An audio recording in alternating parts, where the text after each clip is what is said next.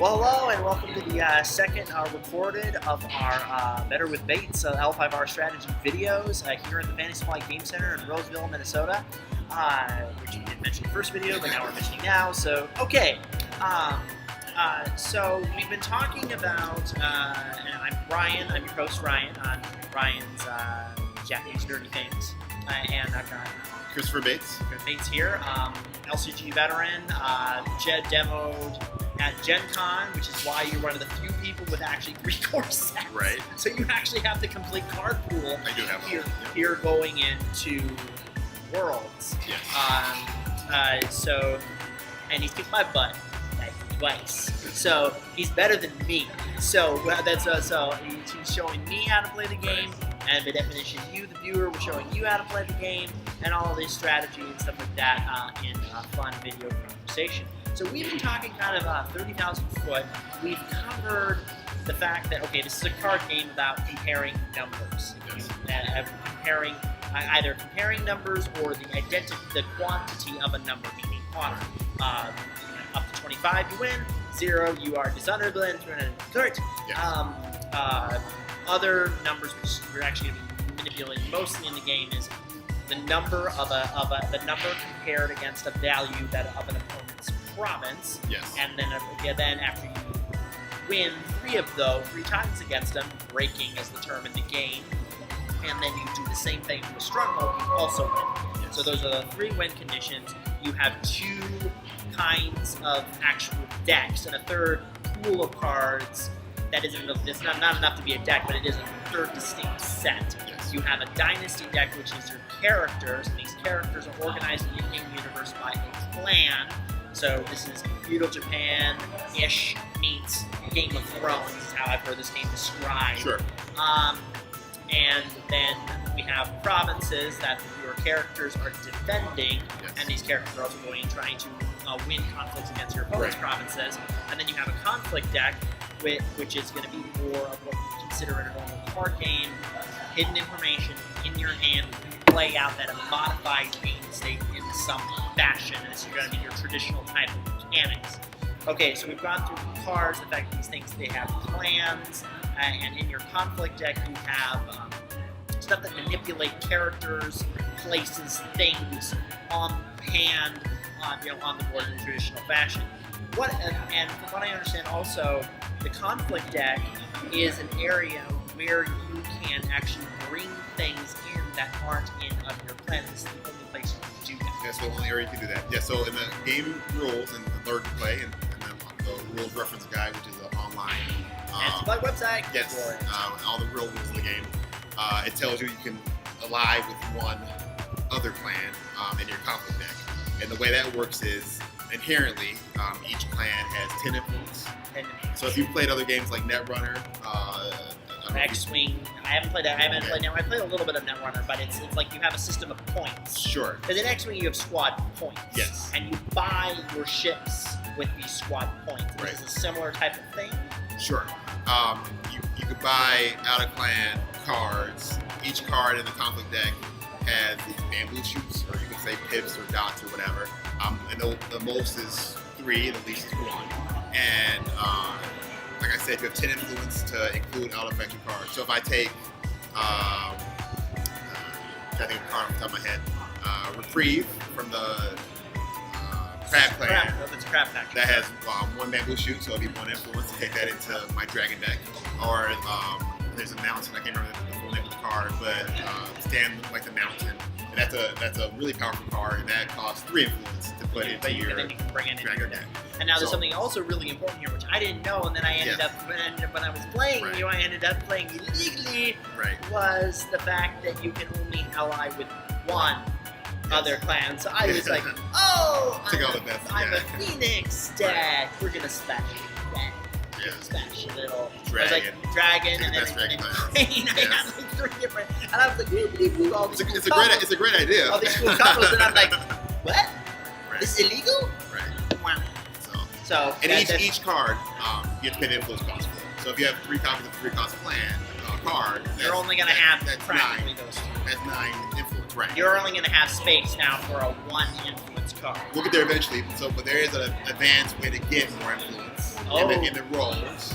Yes, So someday rolls, which is the beginning. Yes. Yeah, okay. Oh, which actually brings us now, because we're talking 30,000 foot. There is, in this game, effects that manipulate deck building.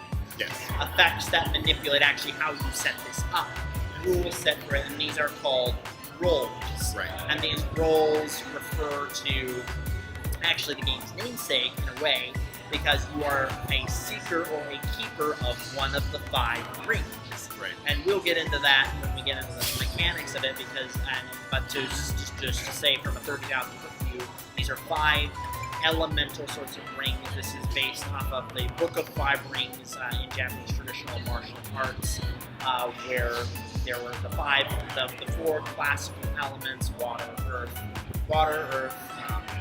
air, fire, and then you add. The game calls this void. A better translation of the Japanese would be like nothingness. But I mean, it's quibbling. Void actually sounds a little bit better in nothingness, in my opinion, because we're speaking English, not Japanese. But so you've got those 5 elements, and then these cards, rolls, affect deck building. So there is that element to this game, is that deck building itself is, the mechanics itself are somewhat fluid. And from what I understand, this is somewhat determined by organized play. It's the roles are set by organized play. And we don't know. I don't think we know the full extent of that so far. We know that based on Gen Con, the first top clans were chosen, and they picked the roles for their clan until Worlds this year, Winter, which is in October. And then there's going to be several of these other events throughout. I'm sorry, it's October, November. I don't. Yeah, Worlds is in early November. Worlds, yeah, because Worlds is early November. Exactly good. Right. But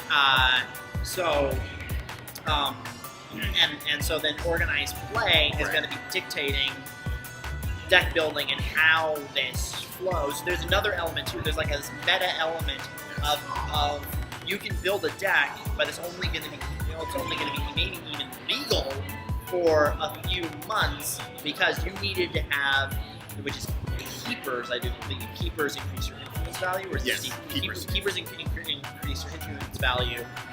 But let's say your plan is now switched to a seeker.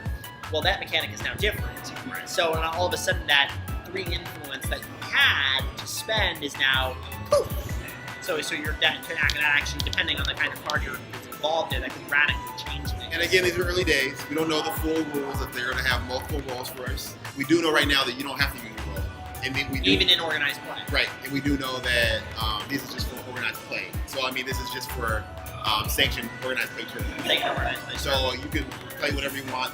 Outside of it, but right. within organized play, you have this meta element as when we say, if you Yes. join the community, you're going to organized play events, this is going to influence it. And then there's also the story element that's told by fiction, short fiction, so, on the website about the clans and whatnot, which I encourage everybody to read, including myself, because I haven't read it all yet.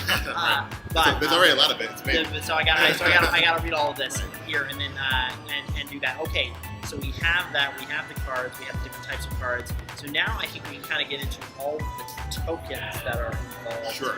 So we have several. We have at least 2, would I say, different types of in-game currency. Right. We have honor and we have what's called fate. Yes. I call it money, but it's fake. It's called fate. Yes. Or it's money. Right. So, and honor is the win condition currency. Yes. I lost twice because I ended up losing all of my honor, and I was a very dishonorable person, right. and that was very sad. But fate is much more common, and that is used to pay for like everything else. Right. So in magic terms, this would be if we had mana, but it was one color, and one color only, with all colors. Yep. And you get all. So right now, all the 7 clans in the game currently start with 7 fate per round, and it carries over per round. You don't lose it per round. There's no fate per. No. So it would be like having, starting the game with 7 black mana, for example. And you don't really have, and that carries over. Though I just showed my Magic Age. Yes.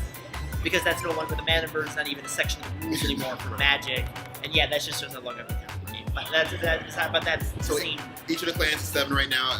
Assumably, we can imagine if we base it off of the old L5R game, that there'll be different strongholds for the clans, and they assumably will have start with different fate.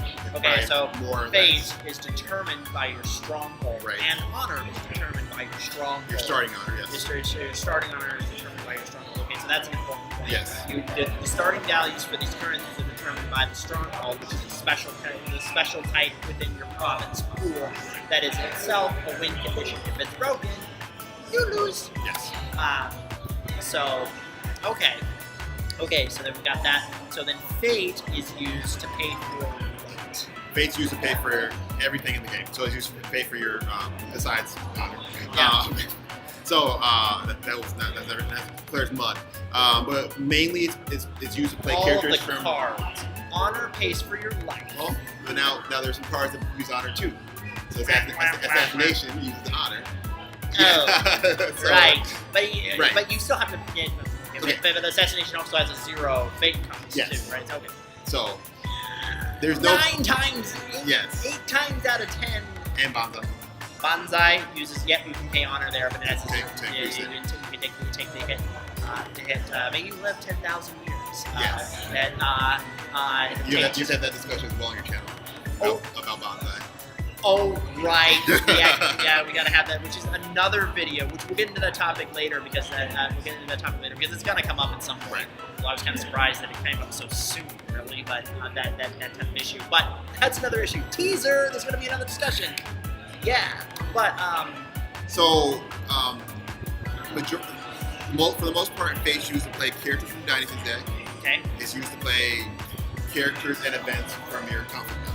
So in the upper left corner of the card, it has a Fate clause. So for most cases, so this is going to be, if I'm going to speak in Magic terms, because that's the only other card game I've played. Every card has a mana cost, Right. fate cost. It can be 0, but there are some cases where it's an additional cost. I think of in Magic where you had to pay life, you had to sacrifice a land, you had to sacrifice a creature. So sometimes there are going to be extra associated costs, some of which may be honor, others which may be cards, other which may be characters, status honor, effects. You have to discard an honor, that type of thing. So everything is going to be measured in fate, but that measurement could be 0 or that measurement or whatever, and it could have an additional cost of some other type of aspect in the game. Perfect. Okay, which in the case of Banzai, in the case of assassination, Jinsatsu, murder, you're going to have to pay honor, which we're referencing our first. If you're connecting the dots here, this means that if you assassinate someone by paying 3 honor, and you start with 11, in most cases it's 10 to 11 to 12. 12 is most. 12 is most, and 9 is the least. 10 is the least. 10 is the least, okay. So you have 10 to 12 honor kind of starting with as a range. But if you pay 3 honor to assassinate somebody, you're already like almost a third dead. Under that win condition, which happened because I decided that assassinating somebody was a good idea when I was already low on honor points. So don't do that. This is your first actual strategy tip. Don't sacrifice your honor when you're already low. Think about that. All right, and thank you so much for watching the second of our recorded sessions here at the Fantasy Flight Game Center in Roseville, Minnesota. This has been L5R, Better with Bates. I'm your host, Ryan, and we hope you enjoyed this video, and we'd love to have you subscribe.